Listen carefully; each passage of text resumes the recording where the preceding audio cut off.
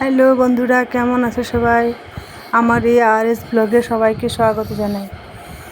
এই যে আজ দেখতে পাচ্ছেন সারাদিন বৃষ্টি হচ্ছে। রাত্রিবেলা তো রেমাল ঝড় এসেছিল, রাত্রিবেলা তো আর ভিডিও করতে পারিনি। আর সকালে বৃষ্টিটা থেমে আবার দুপুর থেকে এইভাবে হাওয়া দিয়ে শুরু হয়েছে।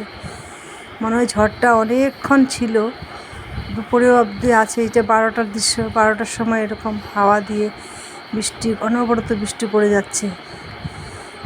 আর এক এক জায়গায় এক এক রকম। আমাদের দিকে একটু হাওয়া কম, গাছগাছালি একটু কম নড়েছে, বৃষ্টিটা কন্টিনিউ পড়েছে।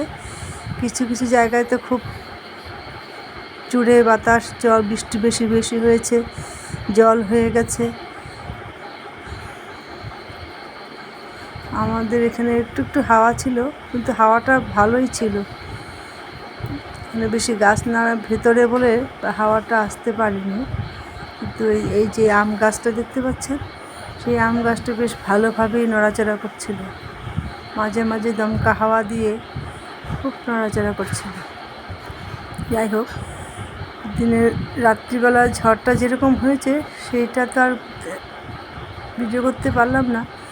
তো দিনের বেলায় হালকা একটু ঝড়ের মতো বৃষ্টি দিয়ে হয়েছে, সেটাই ভিডিও করে রেখেছি। আম গাছটা দেখুন কীভাবে ঝড়, আপনারা দেখুন, হচ্ছে মনে হয় ভূমিকম্প দিচ্ছে, একদম নিচ থেকে গোড়ার থেকে নাড়াচাড়া করছে।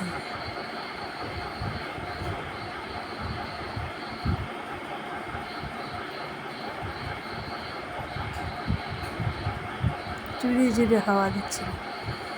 আমি সাউন্ডটা বন্ধ করে রেখেছি, খুব আওয়াজও ছিল, তাই আমি ওই সাউন্ডটা বন্ধ করে দিয়ে এক্সট্রা রেকর্ডিং দিলাম, তাই ওই সাউন্ডটা শুনতে পাচ্ছেন।